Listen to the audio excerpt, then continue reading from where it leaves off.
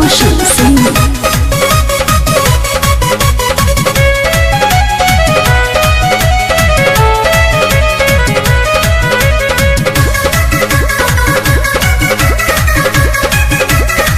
तोहरे चलते रे रूपवा तोहरे चलते तोहरे चलते रे रूपवा तोहरे चलते अब भैनी टोला में बदनाम हमें तोहरे चलते अब भैनी टोला में बदनाम हमें तोहरे चलते।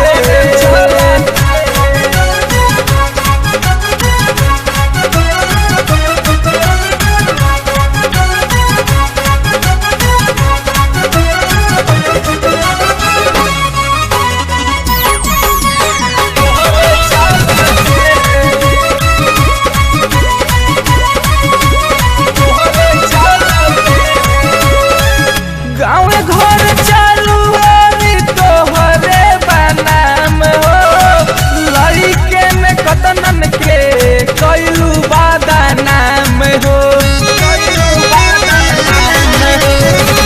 गाँव घर चालू तोहरे बनाम हो लड़के में कतनन के कैलू बादा नाम हो। तोहरे चलते रे रखिया तोहरे चलते तोहरे चलते रे सोनिया तोहरे चलते तब भैनी टोला में बदनाम रूपवा तोहरे चलते त घरे पापा से पीटाम हमें तोहरे चलते।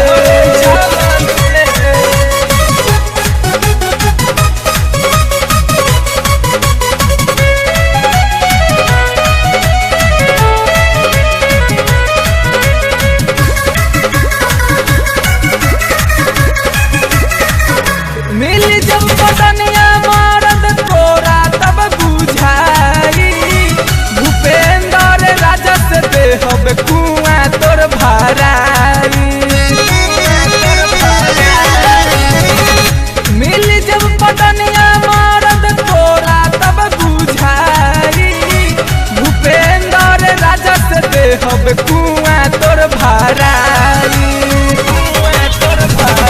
मुन्ना जी को तुम झील करते करते मुन्ना जी को तुम झील करते करते त सोनुआ भइल बादा नाम निसबा तोहरे चलते तब भैनी टोला में बदनाम रूपवा तोहरे चलते तोहरे चलते रे रूपवा तोहरे चलते तोहरे चलते रे रूपवा तोहरे चलते अब भैनी टोला में बदनाम हमें